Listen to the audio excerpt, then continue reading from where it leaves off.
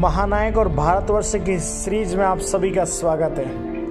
आज हम बात करेंगे भारतीय प्राचीन इतिहास के ऐसे अंतिम महानायक सम्राट की जिसने भारत को एक करने का सपना देखा था। ये अंतिम चक्रवर्ती सम्राट है प्राचीन भारतीय इतिहास के। जी हम बात करें भारत के अंतिम चक्रवर्ती सम्राट राजा हर्षवर्धन की। ये वो हर्षवर्धन है जो वर्धन वंश में सबसे प्रतापी राजा हुआ है। बात उस समय की जब मौर्य, कुषाण और गुप्त वंश के बाद भारत में राजनीतिक अस्थिरता का समय चल रहा था। छोटे छोटे राज्यों का उदय हो रहा था। ये बात है 6वीं शताब्दी के प्रारंभ में, जब गुप्त राजवंश पूरी तरह से भारत में खत्म हो चुका था। उसी समय आज के पंजाब और हरियाणा के आसपास एक वंश प्रारंभ हुआ जिसका नाम इतिहास में वर्धन वंश के नाम से या पुष्यभूति वंश के नाम से जाने गए। इस वंश के प्रथम प्रभावशाली शासक प्रभाकर वर्धन रहे। इन्हीं प्रभाकर वर्धन के 2 बेटे थे, एक राज्यवर्धन, दूसरे हर्षवर्धन, और इनकी एक बेटी थी राज्यश्री जो उम्र में हर्षवर्धन से बड़ी थी। तो अपनी पिता की विरासत में राज्यपाट मिला बड़े बेटे राज्यवर्धन को। अब यहां से एक इंटरेस्टिंग स्टोरी चालू होती है कि हर्षवर्धन कैसे शासक बने। उस समय भारत का सबसे प्रसिद्ध या सबसे व्यवस्थित या भारत का सबसे आकर्षक राज्य जो था वो कन्नौज था। ग्रे वर्मा उस समय वहां पर शासन कर रहे थे और उनकी राजधानी थी कन्नौज। कन्नौज भारत का महोदय नगर यानी सुंदरता का नगर माना जाता था। इसको प्राप्त करने के लिए आसपास के कई राजा इस पर आक्रमण करते थे।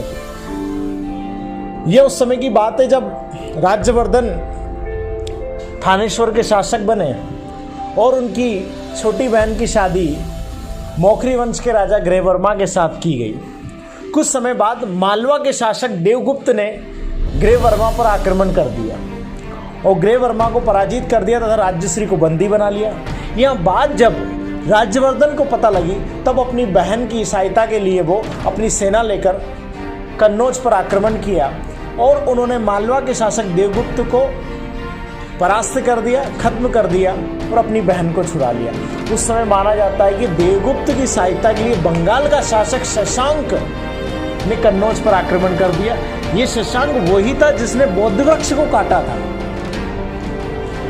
अब यहां से टर्निंग पॉइंट ये होता है कि शशांक राज्यवर्धन को पराजित कर देता है, उनकी मृत्यु कर देता है। सत्ता की बागडोर किसके हाथों में रहे, विकट परिस्थिति उत्पन्न हो जाती है। उस समय मात्र 16 वर्ष की अवस्था में सम्राट हर्षवर्धन को गद्दी पर बिठाया जाता है और सम्राट हर्षवर्धन अपनी विशाल सेना लेकर कन्नौज पर आक्रमण करते हैं और शशांक को पराजित करते, अपने भाई की मृत्यु का बदला लेते हैं और अपनी बहन राज्यश्री को छुड़ाते हैं। उस समय राज्यश्री अपने पति वियोग में माना जाता है कि वो सती होने वाली थी, तो हर्षवर्धन ने उनकी सती होने की प्रथा को रुकवा दिया था और ऐसा माना जाता है कि सम्राट हर्षवर्धन ने उसके बाद सती प्रथा पर प्रतिबंध भी लगा दिया। अब स्थिति ये उत्पन्न हो गई कि भारत में मौखरी वंश का शासक कौन बने और उत्तर भारत की व्यवस्था को कौन संभाले। तो सारे मंत्रीगणों ने यह तय किया कि थानेश्वर के राजा होने के साथ साथ ही हर्षवर्धन कन्नौज के क्षेत्र पर भी शासन करेंगे।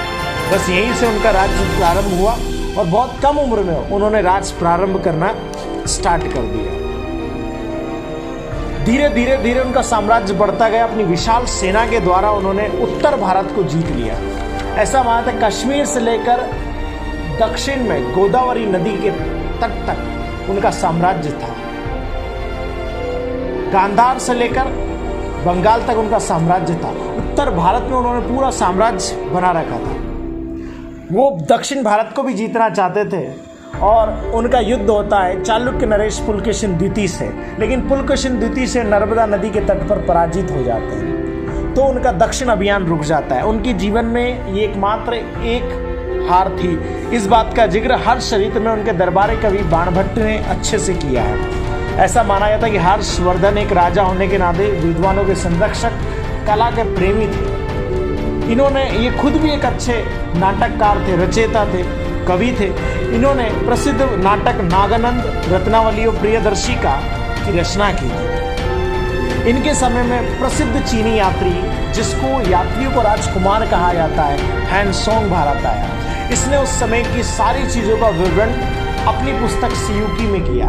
इस यहाँ नालंदा विश्वविद्यालय में पढ़ने आया था और ये 11 वर्ष तक भारत में रहा।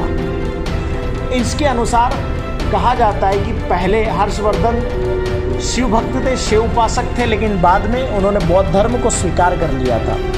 और उनके अनुसार कहा जाता है कि प्रयागराज और कन्नौज में प्रत्येक 5 वर्ष में महामोक्ष परिषद का आयोजन हर्षवर्धन करते थे। इस महामोक्ष परिषद के आयोजन में माना जाता था ब्राह्मणों को दान दिया जाता था, और ऐसा भी कहा जाता है कि प्रत्येक दिन करीब 2000 ब्राह्मण या बौद्ध भिक्षुक इनके यहाँ भोजन करते थे, अन्नदान इनको दिया जाता था।